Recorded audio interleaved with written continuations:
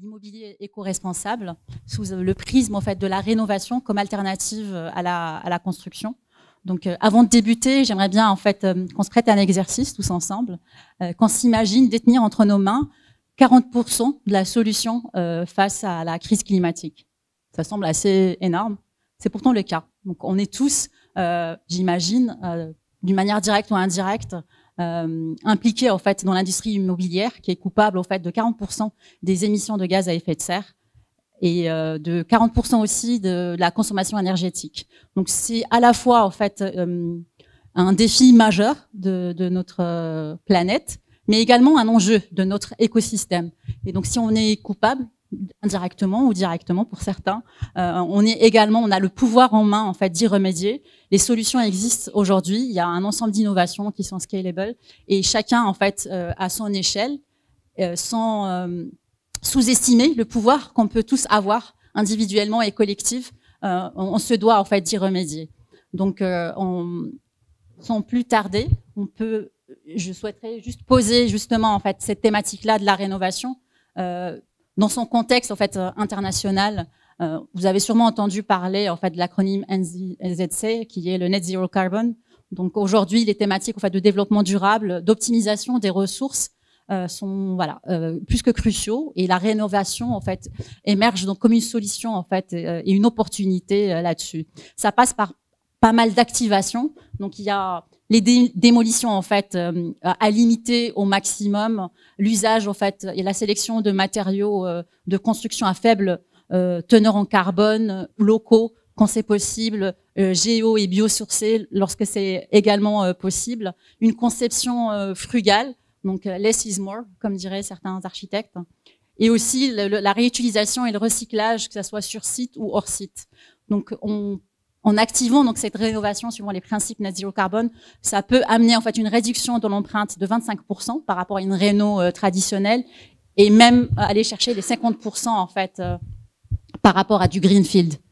Donc cette rénovation-là, elle a 3 niveaux d'intervention. Donc d'une rénovation légère, principalement axée sur une installation LED et l'optimisation du système de gestion du bâtiment, à une rénovation, on va dire, médium, qui va chercher en fait les équipements MEP, la ventilation, la climatisation et le chauffage, vers une rénovation plus lourde et ambitieuse et coûteuse aussi, disons-le, pour aller chercher une isolation verticale et horizontale et même un remplacement en fait du vitrage pour une meilleure performance du bâtiment. Donc ces performances-là, elles sont réelles, elles sont chiffrées. Il y a des études qui le démontrent, notamment celle de JLL que je suis en train de mentionner.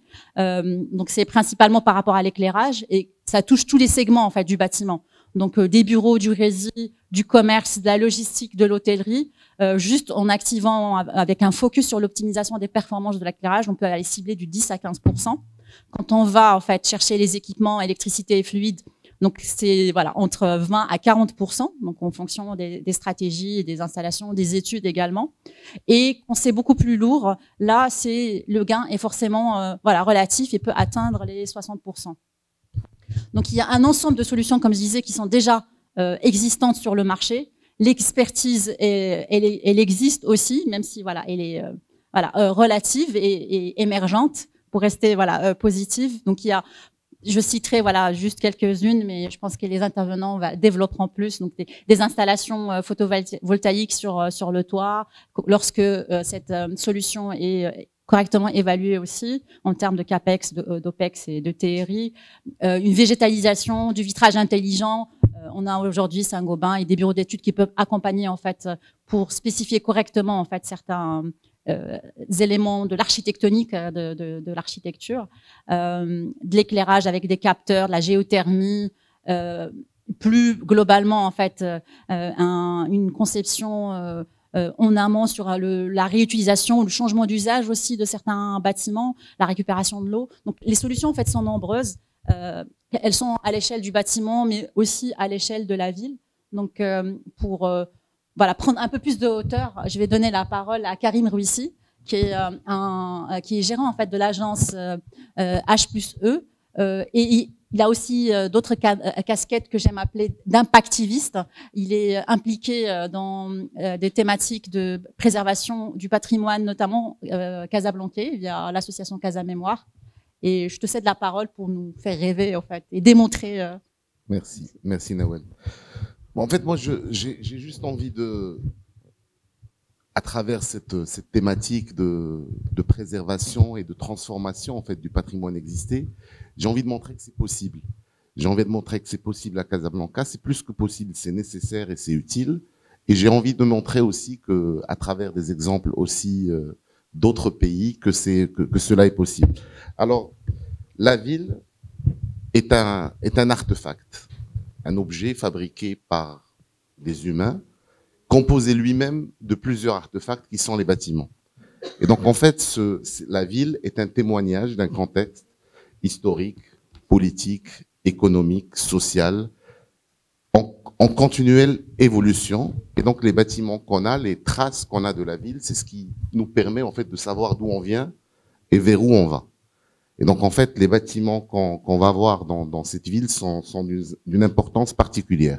La question du patrimoine à Casablanca est particulière parce qu'en fait, on est dans une ville qui est essentiellement moderne, essentiellement 20e siècle. Le 20e siècle, il a cette particularité, l'architecture moderne, c'est que c'est une période où on a construit énormément. On a beaucoup construit. En fait, on a du mal à considérer cela comme du patrimoine. On a beaucoup construit, mais on a aussi beaucoup construit des bâtiments qui sont épurés, qui sont pas chargés en décoration, etc. Et on le verra en fait à Casablanca que facilement, un certain nombre de bâtiments art déco, l'hôtel Lincoln, sont plus, ou dans les habous, sont plus considérés comme du patrimoine que le seraient des bâtiments comme les abattoirs ou comme des bâtiments industriels qui sont tout aussi importants.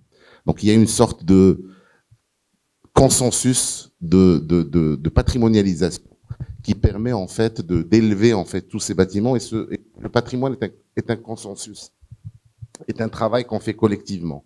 Aujourd'hui, à Casablanca, il y a un travail remarquable qui a été mené par l'agence urbaine. Donc, en fait, un certain nombre de bâtiments inventoriés, inscrits. Et donc, en fait, il y a un plan de sauvegarde et de valorisation. À la limite, on va dire la question de la sauvegarde est acquise. Maintenant, qu'en est-il de la valorisation? Alors, le patrimoine pour le patrimoine, pourquoi faire? Mais le patrimoine au service d'une transformation et donc d'une transition économique, culturelle, écologique, sociale. Donc c'est ça le but du patrimoine et c'est ce que le patrimoine est capable de faire.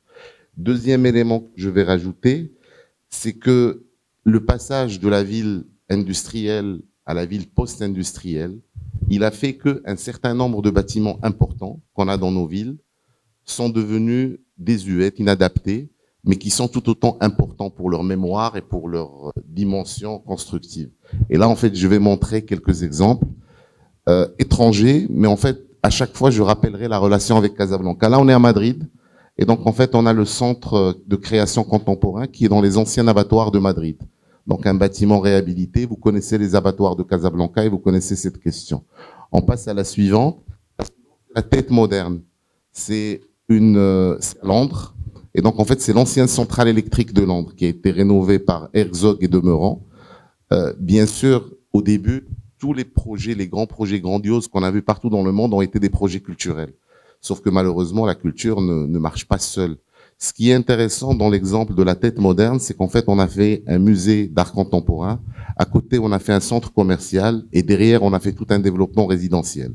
Donc, en fait, on a des infrastructures qui sont en ville, qui étaient en extrémité de la ville, qui devient extrêmement centrale et qui permettent non seulement de générer des bâtiments, mais en fait de régénérer des quartiers tout entiers. Donc ça, c'est important. Et à Casa, c'est extrêmement important parce que ce qui est intéressant avec le patrimoine qu'on a industriel à Casablanca, c'est qu'il est réparti sur l'ensemble du territoire de la ville. Aujourd'hui, on a une ville qui est déséquilibrée. On a un centre riche, on a une périphérie qui ne l'est pas. Et donc, en fait, à travers tous ces bâtiments, alors pourquoi je parle de la centrale électrique, ceux qui ont la référence, je parle de la centrale électrique des Roches Noires. Je ne vais pas montrer les photos, mais je veux juste vous montrer les exemples probants d'ailleurs. Suivante. Alors là, c'est le campus Lyon 3, et donc c'est l'ancienne manufacture à tabac de Lyon. Pour ceux qui connaissent la régie de tabac Casablanca, qu'est-ce qu'on attend pour agir sur ce bâtiment central, 5 hectares encore une fois, entre le 2 mars et Drb Sultan, un quartier qui a besoin de respirer, qui a besoin d'air, qui a besoin d'espace public, etc. Donc un bâtiment, une opportunité, on peut démolir et reconstruire comme on sait faire, mais c'est pas ça. Ce qui est intéressant, c'est en profiter pour créer de la valeur, pour créer aussi donner du sens et créer en fait des espaces de vie et garder le témoignage. Suivante, s'il te plaît. Alors là, on est sur la station F. Donc c'est l'ancienne halle Fraissinet, donc en fait un bâtiment ferroviaire qui a été transformé en incubateur. Alors, SNTL à Casablanca, je ne sais pas si vous connaissez ce bâtiment sur le boulevard Pasteur, très intéressant, qui serait adapté. On a des bâtiments de la SNCF aussi qui pourraient aussi bien servir d'exemple. Suivant. J'arrête sur ça, en fait. Ça, c'est l'école d'architecture de Delft. Et donc, en fait, on est dans une unité industrielle, le hall, qui est transformé en amphithéâtre.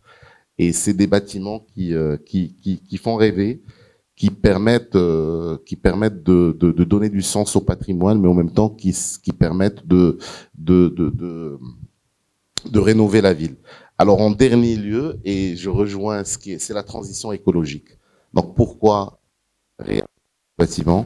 C'est pour donner et faire en sorte que ces bâtiments puissent être transmis et en même temps ne pas gaspiller encore plus, donc recycler et utiliser. Alors je ne sais pas si je peux encore continuer, mais j'aimerais bien parler juste des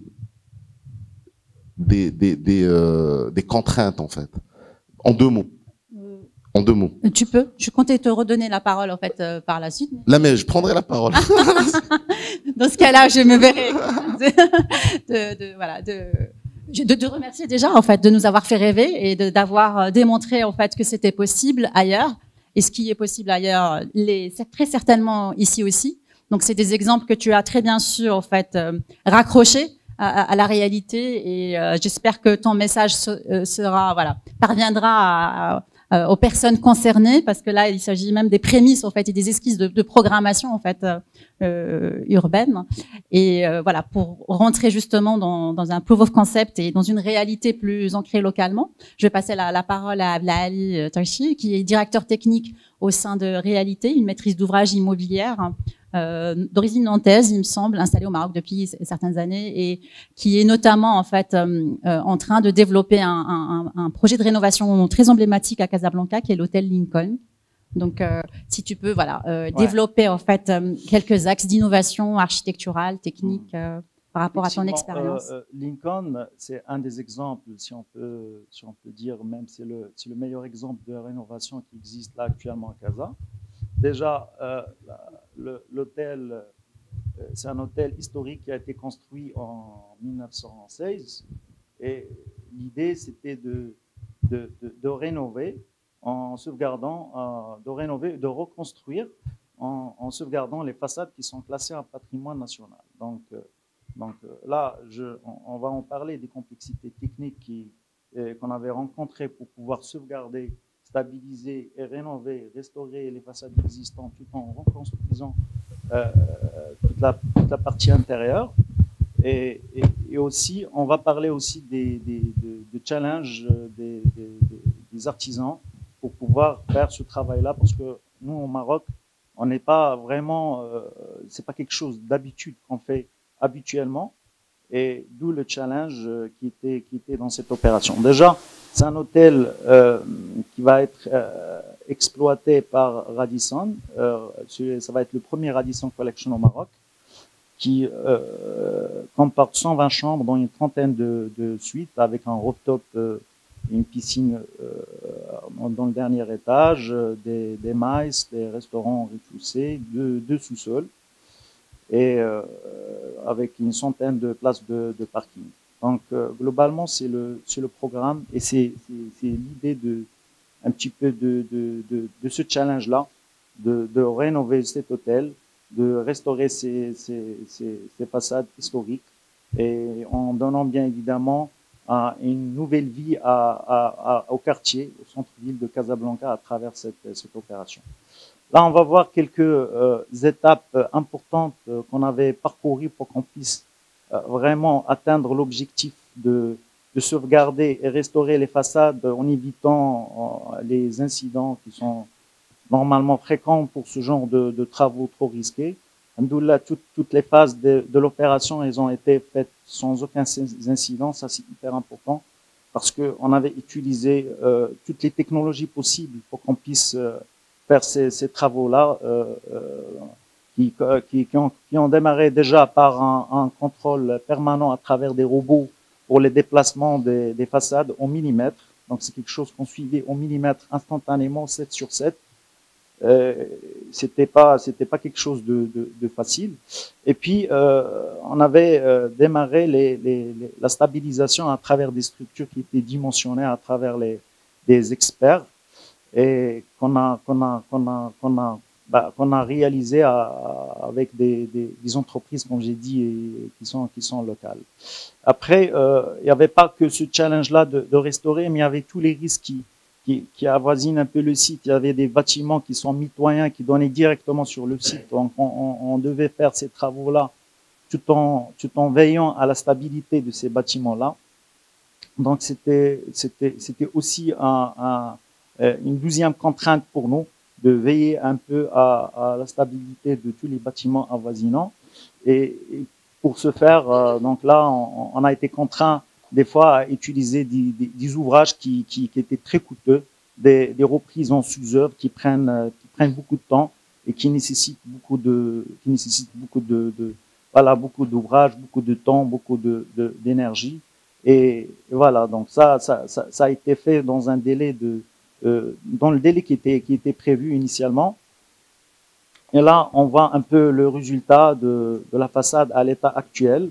Donc, ce qu'on voit à gauche, c'est l'état de la façade qui était restaurée. À droite, c'est la nouvelle façade. Donc, là, on voit un peu en bas à droite la jonction entre la nouvelle structure et l'ancienne façade avec tout le système qui était adopté pour qu'on puisse raccrocher cette façade sur notre nouvelle structure et qui est actuellement complètement stable, complètement rénovée, complètement faite. Donc là, on voit les artisans qui ont œuvré et qui ont travaillé sur ça, qui sont des artisans marocains avec une entreprise marocaine qui s'est spécialisée dans ce créneau-là et qui a fait avec excellence le travail qui était attendu et le rendu. Vous le voyez, vous allez le voir encore plus dans les mois à venir avec la nouvelle partie de la partie qui est tombée qu'on va reconstruire à l'identique avec des matériaux modernes. Donc, pour faire le lien avec tout ce qui est thermique et rénovation, tout ce qu'on a fait, c'est vrai que c'est un ouvrage qui date de plus d'un siècle, mais qu'on a reconstruit en prenant en considération les normes et les règles de l'art actuel. C'est un hôtel, comme j'ai dit, de la haute gamme de services pour l'exploitation. C'est le premier au Maroc, Radisson Collection, de cette gamme-là, qui va être exploité. Donc, on va utiliser les dernières technologies. En termes de thermique, on a eu une certification au niveau excellent pour le HQE. Donc, en termes de tout ce qui est isolation thermique, acoustique, performance thermique et tout ça, on a respecté toutes les exigences qu'il faut. Donc voilà, le résultat je pense, d'un bel exemple de rénovation qui se fait là actuellement à Casa. Merci beaucoup d'avoir.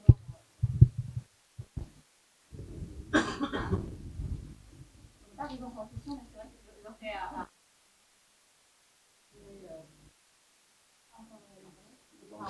Il va être livré l'année prochaine. Ouais. Il y avait plusieurs phases. La première phase, c'était une phase de stabilisation et de reprise en sous-œuvre et tout ça. Ça a duré 1 an. Et juste après, on a enchaîné par les travaux de grosses œuvres. Donc, depuis septembre 2021, c'était le démarrage de travaux avec une fin prévue l'année prochaine. Voilà. Vous avez dû rencontrer aussi pas mal de challenges et de défis en fait dans l'exécution et le développement en fait de ce projet. l'un des nerfs de la guerre, on le sait tous, c'est l'aspect financier de ce type de démarche.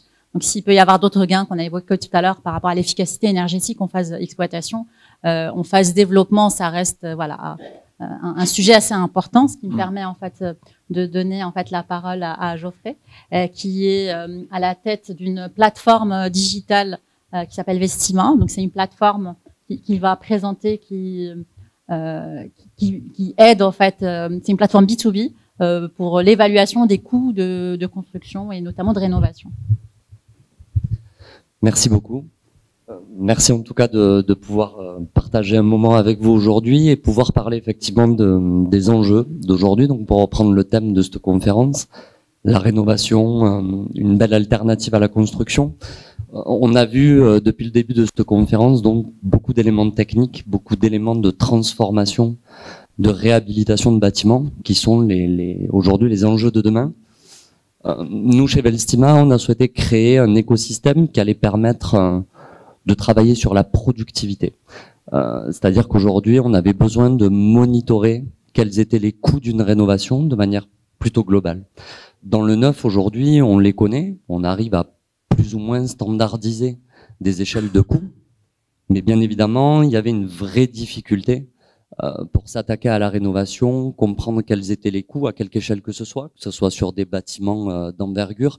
Alors peut-être pas sur des projets comme on vient de voir parce que c'est trop spécifique, mais sur de la rénovation résidentielle, bien souvent la problématique que rencontrent les gens pour l'achat d'un bien était combien va me coûter une rénovation. Alors on a les DPE qui font un état des lieux technique du bien, dans quel état est le logement. On a des préconisations et des prescriptions métiers techniques pour pouvoir l'améliorer. Et nous, on a voulu travailler sur la technicité du coût et de la valeur marché de cette rénovation. Donc en s'appuyant sur de la donnée. L'objectif, il était multiple. Le premier, il était d'un point de vue productivité pour les acteurs du bâtiment. Limiter des déplacements en avant-projet qui sont souvent un peu intempestifs et lourds. Garantir au client final d'avoir une vraie visibilité rapide d'un coût de la rénovation sur un projet qu'il souhaiterait faire. Et pour, bien évidemment, les professionnels de l'immobilier, accélérer un cycle de prise de décision et pouvoir encadrer son client dans son projet. Donc, on a travaillé sur ces algorithmes-là avec la création d'une plateforme qui vient monitorer l'activité de rénovation du bâtiment, dans laquelle on va pouvoir, prestation par prestation, métier par métier, pouvoir donner une valeur marché à un projet.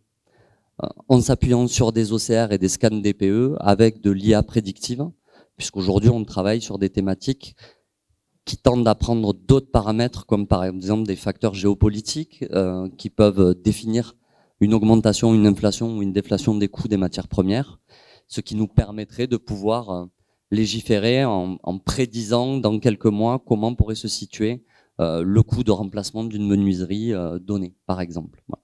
Donc nous, on a voulu travailler sur ça pour accompagner les professionnels du bâtiment dans de l'exécutif en avant-projet, pouvoir très rapidement dire en économie de bâtiment, ben voilà, ce que cela pourrait coûter aujourd'hui de rénover un projet, et accompagner bien évidemment les professionnels comme vous dans ce complément de transition énergétique.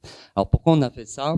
Ce que je trouve très important dans la rénovation, c'est qu'aujourd'hui, on s'aperçoit, et je pense que c'est multi-pays, qu'on a un foncier qui est de moins en moins disponible dans les grandes villes et qui a tendance à avoir des coûts beaucoup plus importants. Donc, ça oblige les gens à se reculer dans les périphéries. Donc, nous, aujourd'hui, ce qu'on a voulu dire, c'est comment on peut visualiser un coût de la rénovation pour permettre aux gens qui veulent rester dans les villes, réhabiliter des bâtiments comme on a pu le voir. Aujourd'hui, on voit beaucoup, notamment chez nous en France, par exemple, des bureaux qui sont réhabilités en appartements et en logements, puisqu'ils sont beaucoup moins utilisés par le télétravail aujourd'hui. Ben, en fait, pour limiter le déplacement des gens dans les zones périphériques, rester dans des zones urbaines, on a voulu apporter un complément d'information pour que très rapidement on ait un coût de la rénovation. Appuyer sur un DPE, appuyer sur un état des lieux. Merci Geoffrey. Je vois que les enjeux en fait sont partagés. Donc, tu parles de ton expérience en France, mais c'est transposable en fait de la même manière en Maroc. J'attendais que je te redonne la parole. Je vais demander aussi au public de préparer en fait leurs questions parce que on va vous donner la parole en fait par la suite pour que vous ayez le temps d'interagir et de poser des questions aux intervenants. Donc Karim, tu souhaitais voilà. Oui, oui, bien sûr. Après, voilà, la présentation en fait des exemples En à fait, l'étranger. j'avais prévu l'intervention en 2 temps. Donc la première partie, c'était pour parler de c'est possible. Et puis en fait, je vais montrer modestement quelques projets de l'agence de réhabilitation Casablanca, donc pour montrer que c'est possible. Nous, on n'a pas le Lincoln, on n'a pas fait le Lincoln, mais on a fait des projets tout aussi importants au niveau de Casablanca. Alors juste pour le Lincoln, c'est un exemple. C'est un exemple parce que c'était le premier bâtiment inscrit à Casablanca. C'est la première expropriation dans l'histoire de Casablanca. Et donc, en fait, il est un exemple à plusieurs aspects. Et on aimerait bien que des opérations telles que ce projet se refont. Et puis, on a eu Reality qui fait un bon travail avec les architectes, etc. Je meuble en attendant que la technique se mette en place. C'est très créatif, quoi.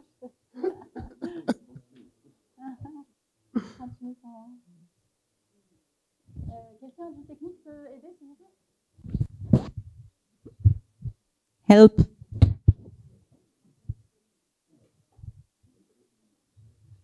Ça passe pas en diapo. Tu sais pas non plus. C'est pas que moi. Non, non, c'est pas que toi. De toute manière, si c'est... Je suis désolée.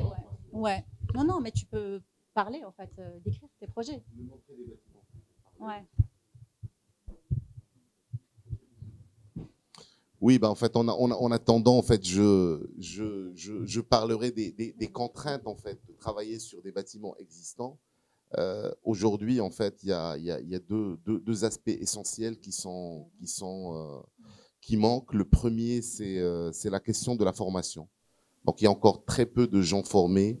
Il y a des entreprises qui sont de moins en moins capables de réaliser des techniques anciennes. Donc, en fait, il faut absolument qu'on travaille sur la formation. Parce que quand on voit en fait toute l'étendue des centres-villes marocains, notamment celui de Casablanca, donc en fait le travail qu'il y a à faire est colossal. Et donc en fait il y aura et dès qu'on rentre sur ces bâtiments, comme le Lincoln en est un exemple, mais dès qu'on rentre sur des immeubles même encore habités aujourd'hui, on se rend compte de l'étendue des dégâts et donc de tout le travail qu'il faut faire pour les restaurer. Donc il y a des techniques, et puis tu as parlé aussi de l'aspect financier. Faire ces bâtiments, c'est certes une économie dans le temps, mais ça coûte au début. Donc il y a forcément un besoin de mettre en place un système de subvention, un système d'aide aux gens qui veulent investir dans l'ancien. Alors ça c'est l'ancienne résidence générale en l'ancienne Médina de Casablanca. C'est un bâtiment, alors juste pour l'histoire, ce bâtiment, quand on a travaillé dessus, et souvent, quand on travaille sur ce genre de bâtiment, on travaille en pro bono, parce que voilà, c'est comme ça, en fait, on enlève la casquette archi, on remet la casquette militant et on y va. Et quand on a voulu intervenir sur ce bâtiment, sans citer le laboratoire, mais c'est le laboratoire public, donc tout le monde le connaît, ils sont arrivés, ils ont dit bâtiment à démolir. Donc le combat commence dès le début. C'est en fait les gens ne connaissent pas l'intérêt patrimonial du bâtiment. Et d'ailleurs, on a souvent des propriétaires dont les bâtiments sont inscrits au patrimoine qui arrivent avec des copies de laboratoire, bâtiment à démolir. Donc voilà, premier bâtiment dans la Médina. On va aller vite. Voilà l'intérieur du bâtiment. Alors ce bâtiment a été transformé en 3 composantes. Donc il y a un musée du syndicalisme, un café mort et une salle de conférence. La suite, ça c'est intéressant, ça c'est un client qui est venu nous voir, qui avait une école, une maternelle et qui a acheté les 2 villas à côté et qui vient nous voir, il veut démolir les villas et construire une grande école. On lui dit, on pense que vous vous adressez à la mauvaise agence. Ils organisaient un concours, donc en fait on propose, on intègre. Ce qui est intéressant, c'est qu'aujourd'hui en fait quand on va à l'école, ils appellent les villas, comme on les a appelées dans ce premier schéma d'analyse, villa art déco, villa moderne et villa postmoderne. Et donc, en fait, ça permet aux enfants de se repérer et donc de s'imprégner de cet esprit de l'architecture de l'époque. Donc, c'est toujours les mêmes bâtiments. Donc, on voit les 3 villas. Ça, je finis sur ça. Donc, ça, c'est inauguré il y a 2 jours. C'est Sidi Abdelrahman. Et donc là aussi, en fait, on intervient sur un bâtiment qui est sur un site particulier, qui est très fragile, qui est ancien, qui a été largement transformé. Et donc, en fait, notre travail a consisté à faire quasiment de l'archéologie, donc d'essayer de comprendre l'esprit du bâtiment, d'essayer de comprendre comment il est, mais en même temps de le transmettre dans une nouvelle image. Donc, en fait, on est passé d'un mausolée à un centre d'interprétation du patrimoine culturel marocain. Et donc, en fait, avec un certain nombre de composantes. Donc, on peut voir l'intérieur du bâtiment, et j'en finis là. Voilà, aujourd'hui, il ressemble à ça à l'intérieur. Donc, on a toujours le mausolée avec toutes les composantes, avec des espaces de méditation, avec des vues sur l'océan. C'était juste pour vous dire que c'est possible et que quelle que soit la taille de ces projets, ils sont aussi importants, que ça soit sur l'aspect culturel, économique, écologique, et en fait, c'est des choses qu'on doit transmettre aux générations futures. Merci. Merci de finir sur cette note positive, parce que effectivement, donc c'est possible, et vous l'avez démontré, voilà, que ça soit via le projet Lincoln ou via les projets que tu as exposés aussi. Donc, avant de donner en fait la parole au public pour poser des questions, la rénovation, comme on l'a voilà tous noté, c'est effectivement une opportunité. Ça va venir. Mais voilà, en Occident, si le parc immobilier qui va être en 2050 est déjà à 80% construit, c'est pas tellement la réalité en Afrique. On est plutôt à 20% en fait du parc immobilier. On est également en Afrique les moins coupables en termes d'émissions de gaz à effet de serre. On est à peu près à moins 10%. Et paradoxalement, on est aussi les plus exposés et les plus vulnérables par rapport à ceci. Donc, la rénovation reste un enjeu en fait primordial, partagé en fait avec tous. Donc, je ne sais pas si les intervenants ont un mot de la fin ou le monsieur, voilà, qui souhaite, qui est pressé de poser la question.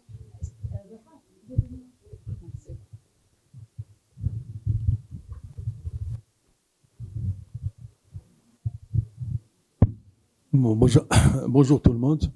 Je suis désolé, j'ai pas assisté au départ de votre intervention, de votre séminaire, mais j'ai vu un peu le titre de la rénovation comme alternative de la construction. Et j'ai mis en relief le patrimoine de Casablanca. Personnellement, j'ai constaté avec beaucoup de regrets que certains quartiers de Casablanca ont été tous patrimoine. Et je parle en particulier le quartier Gautier. Je ne vois pas comment on peut analyser un bien patrimoine. Il n'y a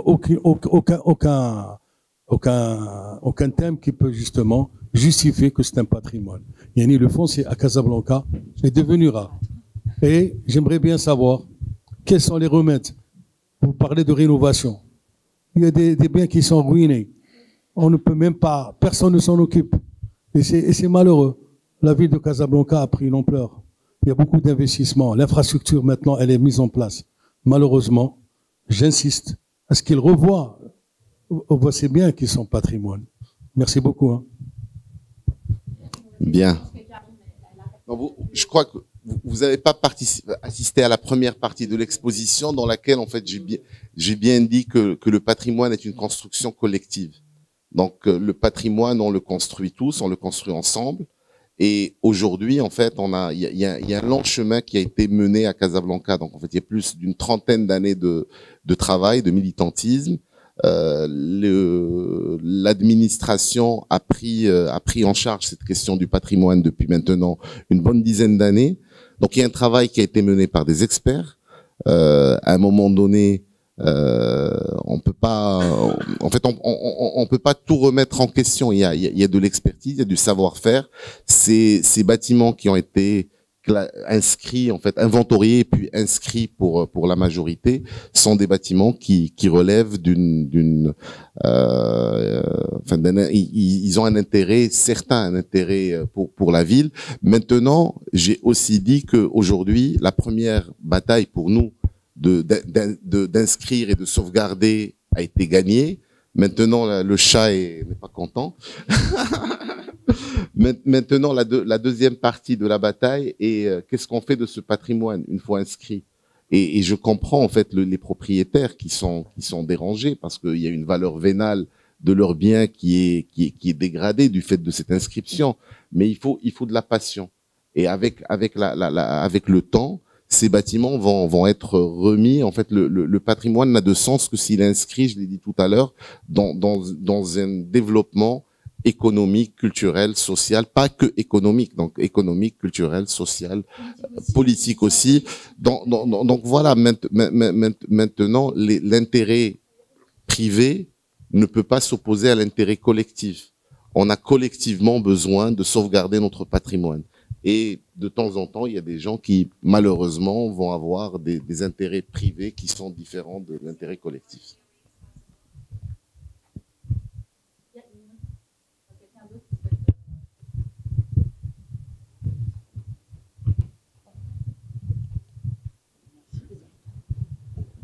Bonjour. Je sais pas si...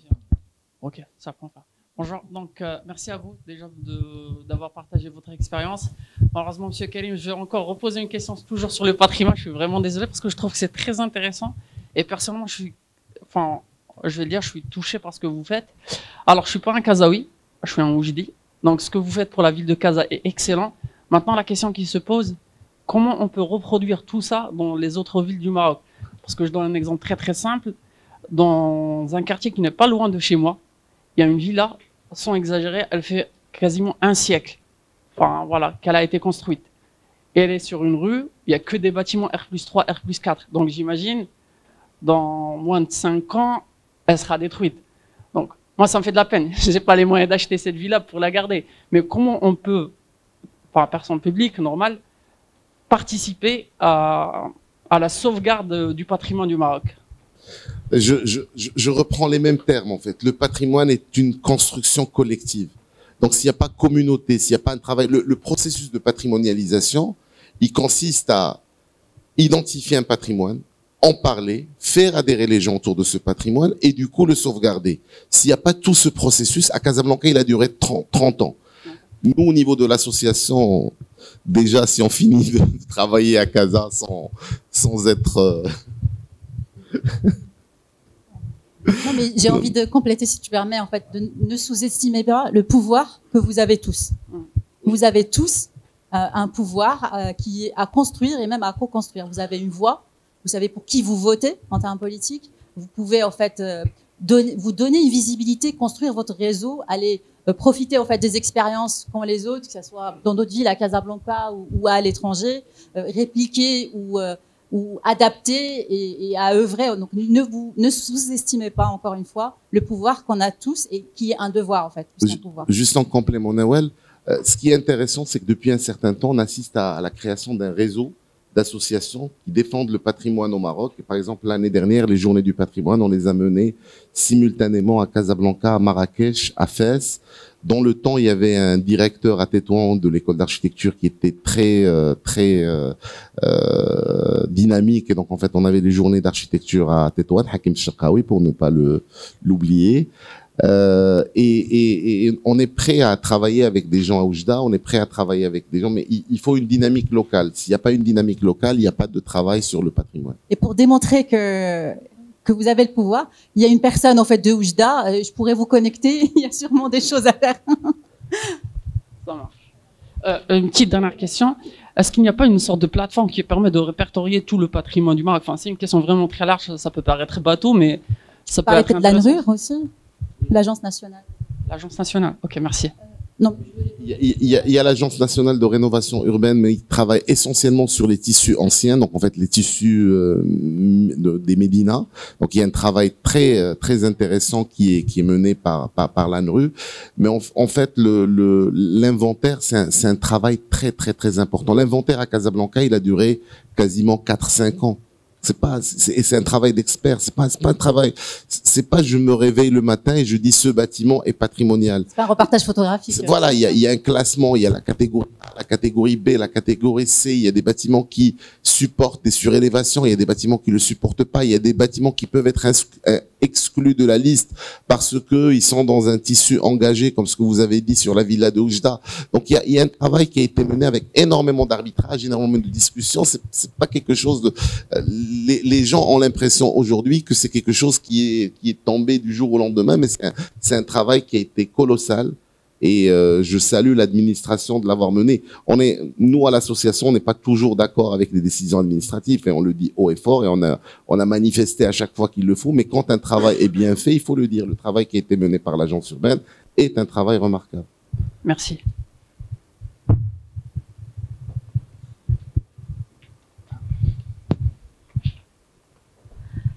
Bonjour tout le monde. Je voudrais tout d'abord vous remercier pour ce panel enrichissant. En fait, je suis une Rbati, mais qui travaille depuis presque 5 ans à Rabat, à Casablanca.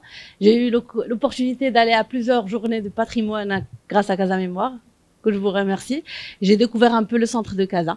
Et je voulais juste vous remercier l'entreprise Réalité, entre autres, c'est Ali Tanchouli, pour tout ce travail que vous avez fait pour faire renaître ce centre. Faire renaître le centre de Casa à travers cet hôtel, ce travail emblématique, ce travail titanesque. Il y a plusieurs jours, j'ai eu l'opportunité de revisiter le centre de Casa et ça m'a vraiment touchée. Je visite Rabat. Quand je suis à Rabat, je suis chez moi. Je suis dans l'ancienne Médina de Rabat, les allées de Mohamed V. Mais j'ai toujours adoré l'art déco de Casablanca. Et ces dernières années, avec ce travail que vous êtes en train de faire, je peux dire que ça commence à devenir aussi un petit chez moi. Donc, j'attendrai avec impatience l'ouverture de cet hôtel. Et ça m'a fait grand plaisir de savoir tout ce travail que vous faites en amont et toutes ces années, ou bien tous ces gros œuvres que vous êtes en train de faire. On n'a vu que la façade pour le moment, mais on verra, Inch'Allah, l'hôtel revivre. Merci. Donc, c'était juste un remerciement pour avoir pris ce patrimoine et lui redonner vie au centre de Casablanca. Voilà tout. Merci pour votre témoignage aussi. On attendra peut-être l'hôtel Belima à Rabat. On sait pas. Au revoir.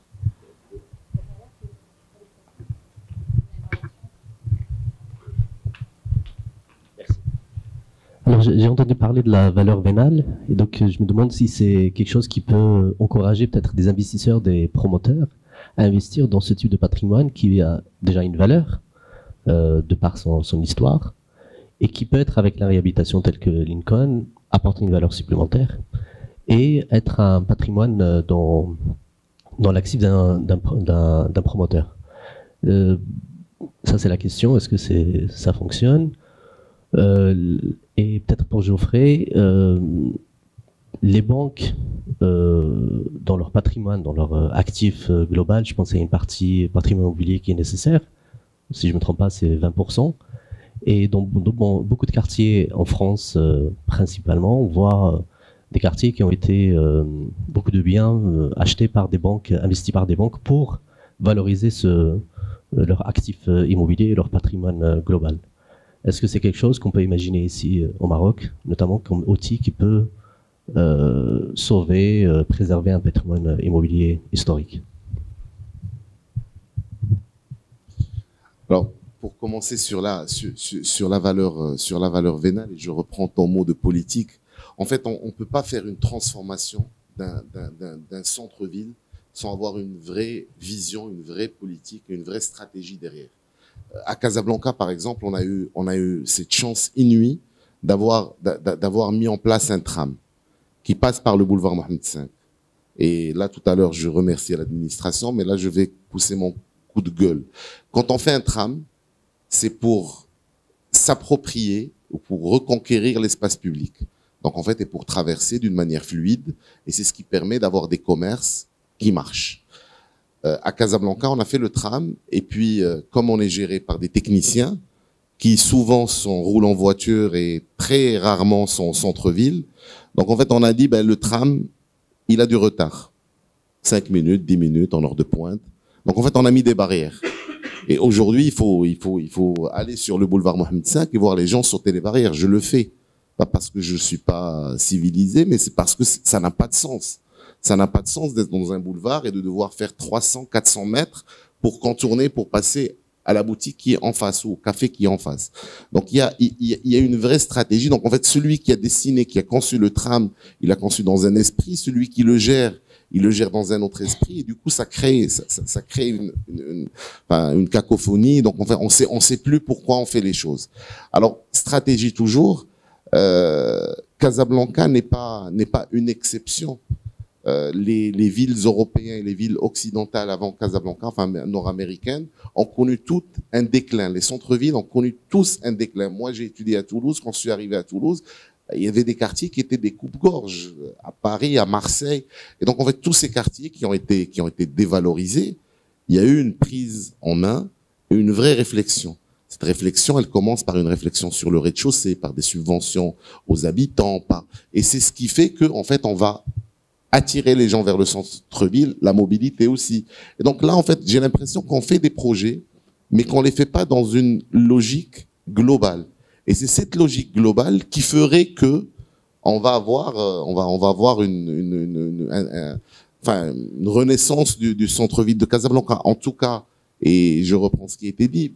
Enfin bon, moi je suis pas, je crois que mon témoignage ne compterait pas en cours de justice, mais je crois qu'on a l'un des meilleurs centres historiques d'Afrique du Nord et même d'Europe. Donc en fait, les atouts sont là.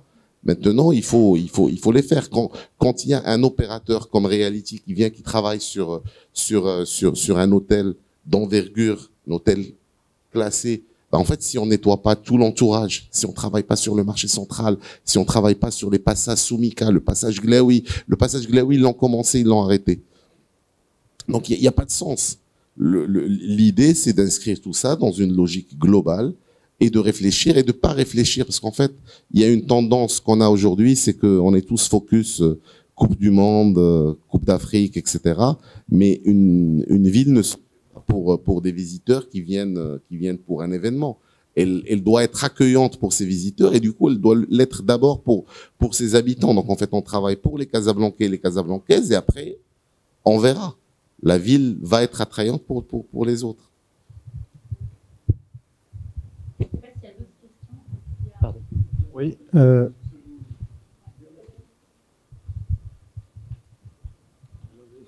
J'avais une question. Si je peux me permettre rapidement avant de vous passer la parole. Je pense que cette dimension financière est une dimension importante et on n'en parle pas suffisamment en général. Ceux qui vont pouvoir faire quelque chose et contribuer fortement pour améliorer donc le centre-ville de Casablanca, pour ne citer que cet exemple-là, sont les promoteurs privés. Moi, je suis Réalité, donc un promoteur privé est là, il ne faut pas se le cacher, pour gagner de l'argent aussi. Donc, si l'État, qui fait déjà beaucoup, ne met pas en place des incentives fiscaux ou autres pour pousser ces promoteurs à réhabiliter le centre de Casablanca et s'y retrouver et finir au final par gagner de l'argent, il n'y aura pas grand-chose. Parce que ce n'est pas l'État qui peut tout faire et ce n'est pas l'État qui va investir. Donc il est vraiment important d'insister sur cette dimension de rentabilité pour pousser justement les investisseurs privés à s'impliquer davantage sur des sujets patrimoniaux tels que ceux-là. Mais oui, et on n'en parle pas, pratiquement pas, très peu, timidement. D'autant plus que quand on analyse le centre-ville casablancais, les plus grands détenteurs de biens immobiliers dans le centre-ville casablancais, c'est des institutionnels, c'est des assureurs, c'est des banquiers, c'est des institutions financières, c'est la CDG. Donc en fait, c'est des gens qui savent parler argent. Et en fait, il suffit. Et les mécanismes existent. On avait un mécanisme pour le logement social. En fait, on exonérait les promoteurs qui travaillaient dans le logement social. On peut mettre le même mécanisme pour promouvoir effectivement les centres-villes. Donc les mécanismes sont là.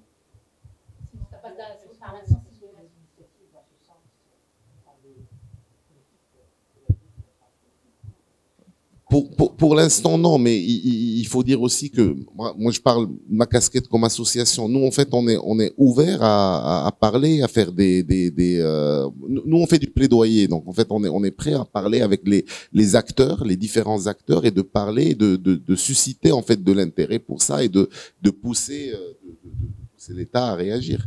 Je crois qu'il y a un travail qu'on doit faire aussi. On doit être vecteur de proposition. Ça, c'est vraiment un des points les plus importants si on veut accélérer la cadence. Il y a de la matière, mais il faut que... En Europe, il y a eu quand même des choses qui ont été faites au niveau des centres-villes, qui ont été adoptées et réappropriées par les investisseurs qui sont venus. Alors, il y a des mécanismes pour cela, des plans financiers et autres. Comment inciter les pouvoirs publics à aller dans ce sens? Parce que ce sont une réflexion qui menait déjà. Mais bon, c'est compliqué quand même, mais il y a des montages qui sont opérationnels. Alors pourquoi on n'y arrive pas? Parce que de toute façon, cette synergie entre le financier, les investisseurs et le bâtiment pour redonner du sens au centre, qu'il y ait plus de dialogue, parce que, bien sûr, parce que Casablanca manque de centre. Et je pense qu'il est, et pourtant il est là ce centre.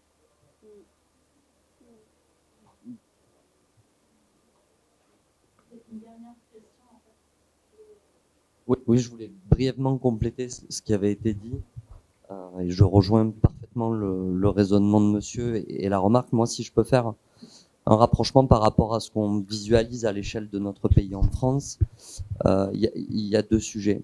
L'appel à solliciter les investisseurs privés et la promotion, puisqu'aujourd'hui, dans notre pays et dans beaucoup de pays d'Europe, la construction neuve vit des moments un peu compliqués. Donc on veut favoriser la rénovation. Or, des coûts de rénovation, quand ils ne sont pas incités par des gouvernements avec des dispositifs audibles pour pousser justement des promoteurs à aller investir pour conserver un patrimoine plutôt que démolir et reconstruire, ou aller récupérer du foncier en périphérie. Ce que je crois moi en termes d'analyse, c'est qu'on a poussé ces dispositifs pour inciter les gens à investir, mais dans un seul schéma. En tout cas, moi, c'est mon analyse qu'on a de la France, qui était un schéma de pure rénovation énergétique financée. On a voulu aller récupérer cette rénovation au travers d'enjeux climatiques, des dispositifs qui, de mon point de vue à l'échelle nationale, sont pas encore tout à fait bien opérants et pas incitatifs, parce qu'ils n'amènent pas dans la durée une rentabilité pérenne pour le promoteur après rénovation, et puis même pour les gens qui y vivent. Finalement, quand vous regardez l'amortissement du coût de la rénovation d'un bien dans le 15e à Paris sur un appartement en type haussmannien, les coûts de rénovation sont tellement stratosphériques que à la sortie, il y a peu d'intérêt et pour un promoteur et même pour un acquéreur d'aller acheter un logement comme ça. Enfin, ça, en tout cas, c'est la vision globale et c'est ce qui crispe en tout cas en France le marché dans l'offre et la demande. Donc, je crois qu'aujourd'hui, les pouvoirs publics sont en tout cas dans des recherches de dispositifs complémentaires, mais cela passera automatiquement, je crois, par des actions collectives de gens comme vous qui auront le pouvoir d'aller pousser là-dessus. Mais pas spécifiquement d'aller pousser que sur les enjeux climatiques. Je pense que c'est des enjeux de mode de vie, de conservation et un peu de patriotisme, de vouloir conserver le pays. Comme vous l'avez dit, il y a des centres-villes dans des villes européennes. Je prends Paris qui a été transformé en quelques années. Sauf que quand vous regardez la transformation, elle est très jolie sur le papier, elle est complètement inopérante parce que au final on se retrouve à plus pouvoir circuler, on fait des tramways comme vous l'avez expliqué, des pistes cyclables, mais c'est pas fluide, donc ça pousse pas les gens à rester, donc les gens continuent à aller sur les périphéries. Voilà, donc je crois qu'il y a des vrais enjeux des prochaines années, c'est que les pouvoirs publics, que ce soit à l'échelle de l'Afrique du Nord, des pays du Maghreb et même de l'Europe, je crois que les dispositifs doivent être modulés et peut-être un peu corrigés dans l'axe. Pour conserver le patrimoine existant, il ne faut pas s'appuyer que sur la rénovation énergétique. On est complètement en phase. Je pense qu'on peut, on me fait signe depuis tout à l'heure. En fait, on a eu du retard en fait au début. On s'en excuse, mais en tout cas, je pense, je parle en mon nom, mais peut-être l'assistance le confirmera aussi. Les échanges étaient très intéressants. C'est frustrant de devoir s'arrêter là. Mais si on doit conclure, je pense qu'on est tous en phase sur le fait que la rénovation est une nécessité et donc c'est pas qu'un enjeu en fait de mortier et de ciment, c'est une vision en fait plus holistique à avoir sur des éléments en fait de patrimoine, de technique, de finance. On les outils digitaux, et les innovations qui sont déjà là et les bonnes initiatives et votre engagement également. Donc je vous invite à poursuivre en fait au-delà de cette salle. Et à vous inscrire aussi dans cette démarche parce qu'on a tous le pouvoir et le devoir. Merci à tous.